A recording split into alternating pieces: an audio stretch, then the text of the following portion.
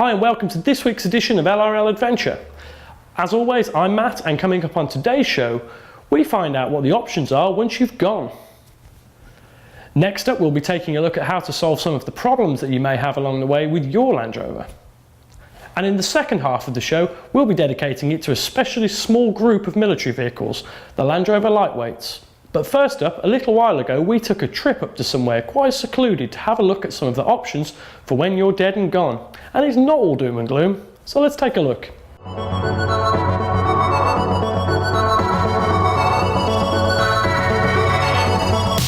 I think certainly in Great Britain there has been for many years a bit of a stiff upper lip attitude about death and about funerals. We don't talk about it until it happens, and I think the more that we can have that conversation with our friends and family when it's appropriate, and the more we're prepared to do that, I think the better it will be, because it makes, you know, the whole very traumatic time just that little bit easier, knowing that you're doing something that the person wanted.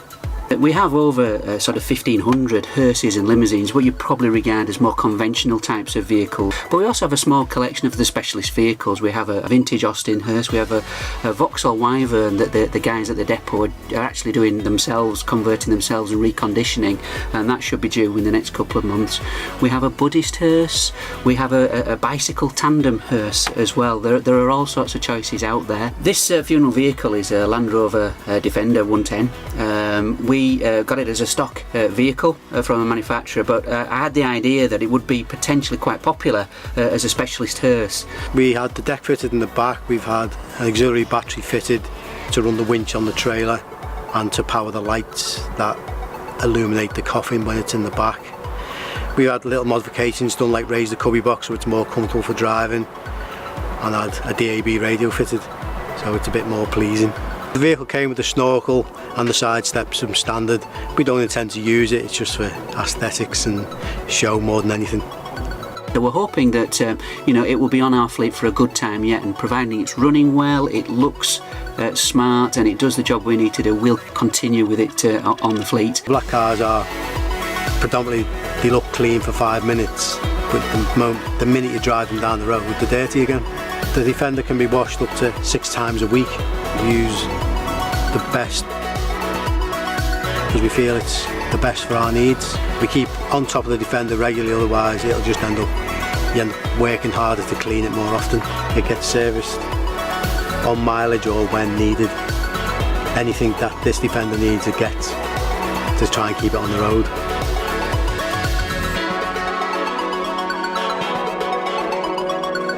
I think funerals have changed certainly over the last 10 years, and we want to encourage as much choice and as much personalisation as families feel comfortable with, because we're all unique people, we've led unique lives, and really the funeral should be a unique tribute, you know, to those lives.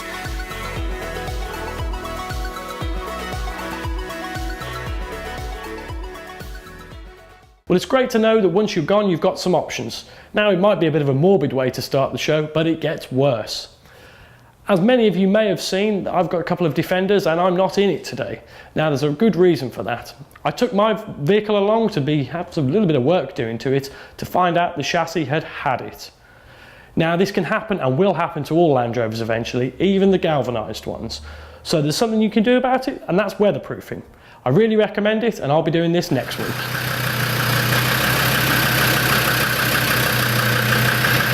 Manufacturers put, you know, good weatherproofing on, which will last for a few years, 5 plus 6 years. It's probably a good idea to have a visual look. If it is starting to flake, chip, starting to rust, then maybe that's the time to look at getting some new weatherproofing done.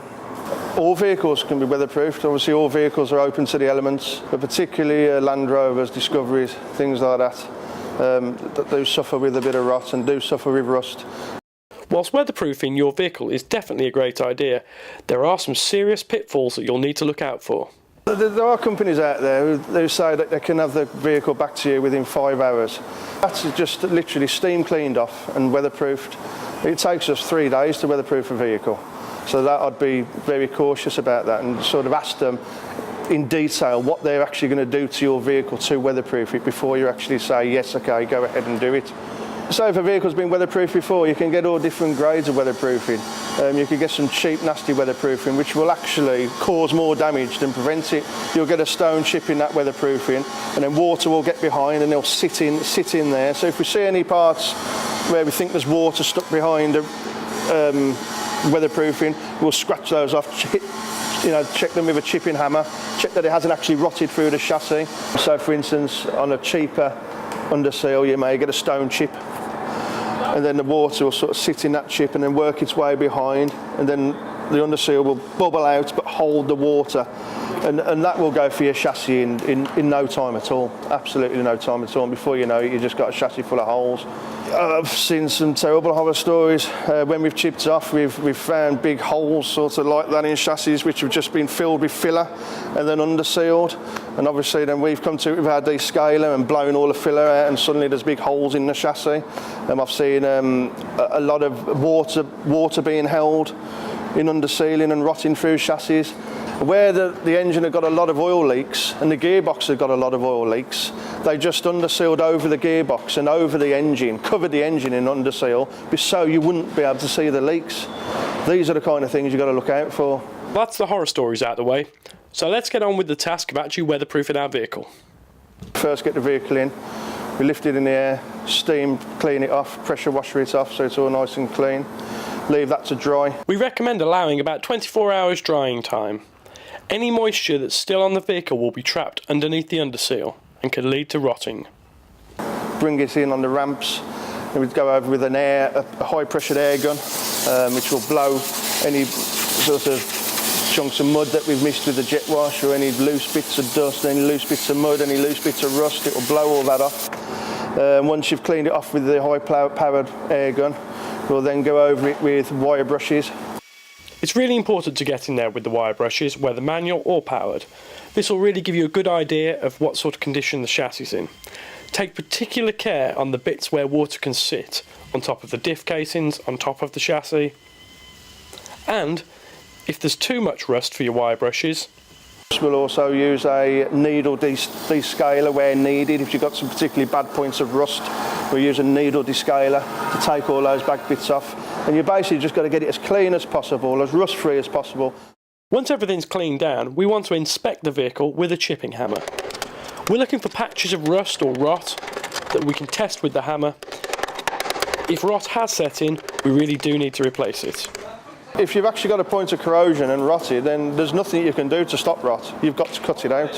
So if you've got a hole that's rotted through the chassis, it's no good just undersealing over it, because that will just grow and grow and grow. In future shows, we're going to take a look at how to deal with rot, and in specific, a welding masterclass. And then we look at the application of the weatherproofing then, once all that's done and we're satisfied it's all nicely cleaned off, there's no signs of any rot, and then we'll weatherproof it. Earlier on, Neil gave the advice to really avoid the cheaper underseals. After many years in the trade, Neil recommends these two products. The Land Rover owner's favourite, Wax Oil by Hammerite. And in a spray-only form, Tetra Shots by Tetrasil. You won't be sealing obviously the exhaust, you won't be sealing over the gearbox, you won't be sealing undersealing anything to do with the engine. I like to put a good application on, good thick application. We usually say you could do a vehicle in six cans. I like to probably put 8 on.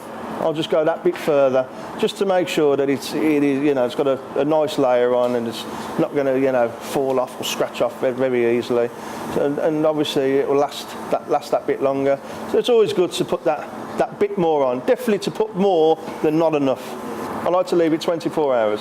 If you take it out wet, you've got a lot of chance of knocking a bit off, and obviously you don't really want that. So I like to give it 24 hours for it to go as hard as it's going to go. And then you've got more chance of it staying on and not knocking any off, especially when you're off-roading and things like that. And that concludes weatherproofing. It's not rocket science, but there are some pitfalls. And some closing wise words from Neil. I mean, the main thing is with weatherproofing is prevention is better than cure. Make sure you get your weatherproofing nice and early. It's no good coming in the middle of sort of December, halfway through the winter, then decide to do your weatherproofing, because damage could already be done by then. Get your weatherproofing done well before the bad weather. because it would just save you a lot of problems and a lot of hassle. It's you know, definitely get it done early winter opposed to in the middle of the winter. So some great insights into there and reasons of why you should keep your Land Rover weatherproofed. Now this applies to all vehicles, not just Land Rovers, so if you're running around in a Fiesta or any other vehicle, that could benefit from it too.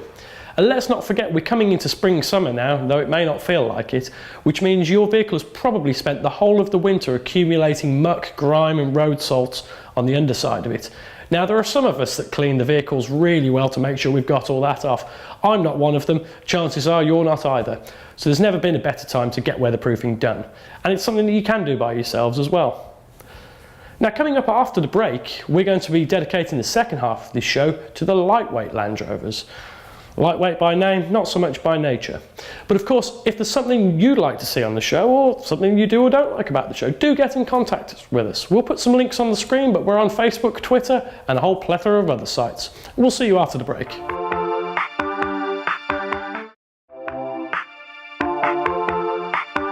Welcome back to LRL Adventure. As mentioned before the break, this half is dedicated to lightweight Land Rovers. If you haven't heard of them before, then you soon will have. So we'll head over to Ken to hear what him and his club do. Well, we started in 1990. We've been going for quite a long time. We are purely a lightweight Land Rover club, but it's an eclectic mix. It's not a military lightweight Land Rover club. It will support you in whatever you want to do with your lightweight. We have a website, Land Rover, Lightweight Land Rover Club.org, and if you go on there, there is sections in the forum where you can get all this information. People who have done nut bolt restorations, and there is advice and help out there. There's no stupid questions, because everybody's been where you are when you ring up or when you blog us. Yeah, of course. So you've answered most of the questions I was going to ask in the first place there, Ken. well, I'm accused of that. It's hard to shut me up. That's all right. So we were talking off camera earlier about you know, most people, and I'm absolutely no different to this. I've got these two Defenders here, and I've never really been into lightweight Land Rovers, but all of a sudden I've got a few grey hairs creeping in now, and I'm looking at the what I've always looked at as the Ugly Duckling, and I'm thinking, oh, I do fancy a lightweight now, and that seems to be the way of it, doesn't it, Ken? You've been very hurtful. It's not an ugly duckling. Apologies. It's the reason it looks as it does with the flat panels and that was purely because you want, at the time they needed to get them two in a helicopter and on the plane. So where you see your vehicle there, that's like the Series 3, it's got the sort of dome, the arch bit, it wouldn't go in. Yeah. So the panels went back to being like a Series 1. And they changed the axles so they could put them all together and flat pack them. Yeah. And they made them so they could be thrown out of the plane. And they all come apart. But it's not an ugly duckling. No. I'll retract that comment. It's got its own beauty, put it that way. Yeah, no, I agree. And one of the great things about the lightweight really is as with the 101 full control, that they were never civilian vehicles in the first place, so there is only a finite amount of these vehicles ever made, I guess. Yes. They had a short lifetime from Series 2A through to Series 3, and I think it was 1968 they started first pre-production, and they finished around 83, and the new Defenders took over from that. But it had a long service there, so there are a few of them out. They're in Cyprus and all manner of places where they still are, and you can get one. And I guess you guys as a club, you're tasked with the responsibility of keeping the ones you've got running and not in service. Yes. Well, you are, historians, like auto historians in a way, because you're looking after them. And we, as a group, get together. We're a national group, and we meet at the venues like this. Sure. Ripley Castle or Berlin or Peterborough, and we have an open bonnet policy. If you come round, we'll welcome you in, tell you what we've done with ours, tell you what you can do with yours, tell you where you can get the bits, how you can get the help. It's all about sharing the knowledge. And ultimately, that's what a good club is all about, really, isn't it? So that's what we try and strive to achieve. We got best in show at Peterborough last year, right, because we are open, we are friendly, we invite you in for a cup of tea, or a beer, whichever is your fancy, and we will discuss your problems and help you, with your lightweight, or, if you've got a series vehicle and you want to put the same V8 engine in it or a TDI, we'll show you how it's done. Yeah. It's about, as I say, sharing knowledge. So that's a great insight into the world of lightweight Land Rovers. And if you're in a club and would like to be featured on the show, do get in contact with us. You can do that via Facebook or Twitter. We'll put some links on the screen below. Now, sticking with the lightweight theme, we met an extraordinary gentleman who decided to make himself not a full lightweight, but a miniature lightweight. Let's take a look and see what that was all about. Now, if any of you have ever been to a Land Rover show, you'll see the small little Land Rovers that are pottering about. Generally there'll be a stand for them, or you'll see people using them as commuter vehicles around the show. Toylanders have been quite popular for many years, but at billing this year we've come across this, which is not a Toylander.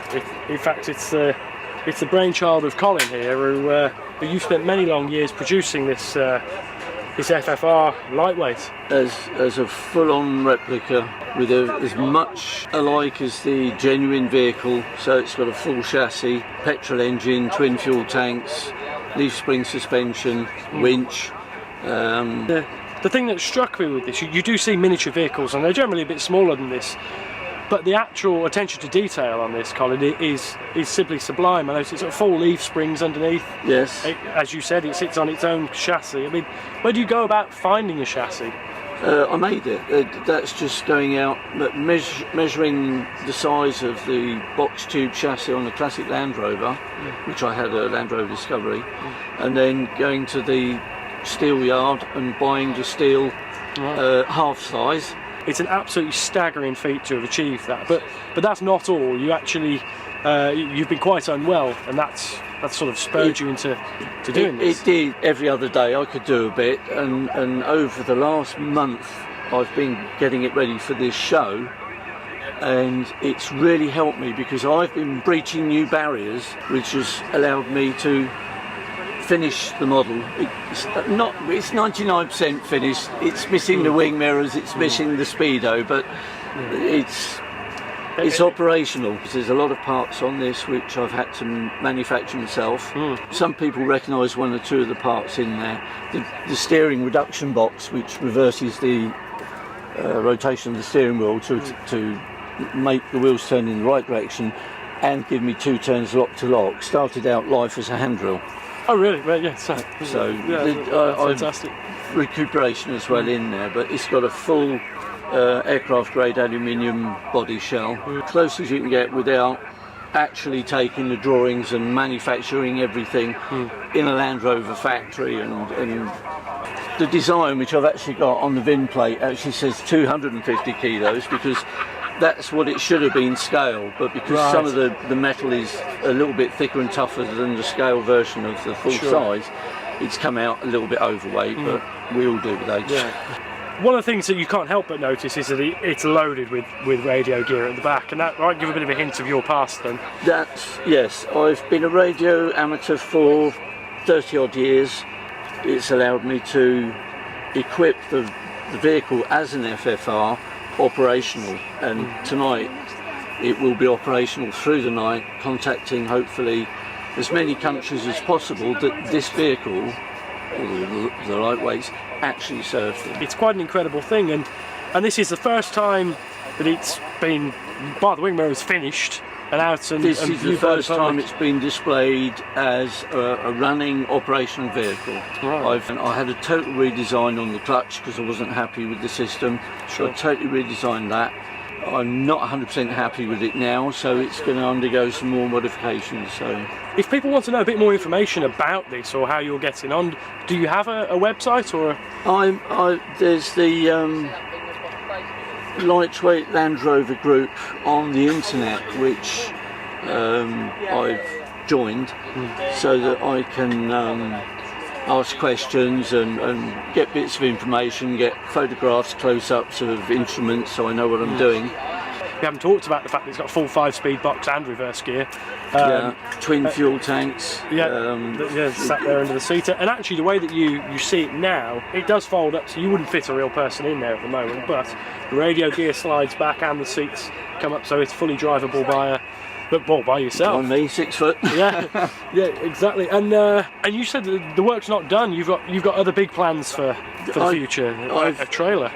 Yes, my intention is to build a 2.5 metre long trailer, which is modelled on a 2-axle generator, but it will actually have a fold-out side, so I can get in it and use it as a sleeping compartment.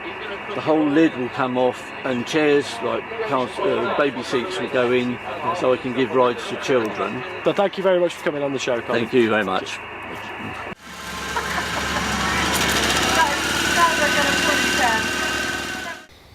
As if owning and maintaining a Land Rover yourself isn't dedication enough, creating those extra small Land Rovers was really something special. Now, we've dedicated this half of the show to the very small niche of lightweight Land Rovers, and throughout militaries across the world there are various different derivatives, from the Parenti to the Wolf and many others in between, and in future episodes we'll be taking a look at some of those as well. But that's pretty well it for this week's LRL adventure. If you'd like to be featured on the show, or you have an interesting story you'd like to share, do get in contact with us on Facebook or Twitter. We'll put some links on the screen. That's it for now, thanks for watching.